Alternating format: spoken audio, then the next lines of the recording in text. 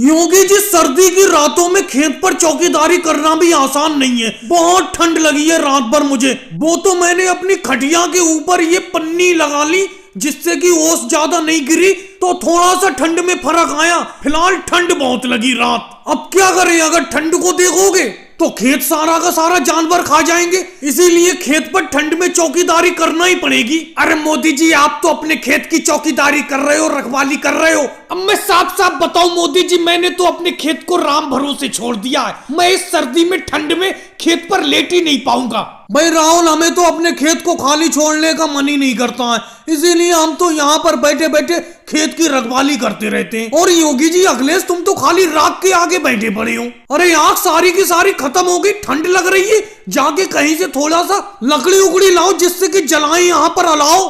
अरे मोदी जी, बहुत ठंड है, बेहिसाब ठंड है। ये समझो ये राख बची है, आग बिल्कुल बुझ चुकी है, फिर भी इस राख के सामने से हटने का मन नहीं कर रहा है। ये तो बस आप ही की बस की बात है जो आप इतनी सर्दी में खेत की रखवाली कर लेते हैं। लेकिन मोदी जी, ये खेत तो आपने और लालू जी ने मिलकर खरीदा था।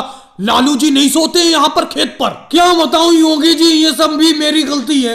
असल में खेत खरीदते टाइम मेरे पास पैसा थोड़ा कम था, लालू जी ने थोड़ा पैसा ज्यादा दिया था खेत में, तो इन्होंने इस बात की शर्त रखी थी कि मैं पैसा तो ज्यादा दे रहा हूँ लेकिन खेत पर कभी सोऊंगा नहीं, रखवाली नहीं करूंगा खेत की मैं।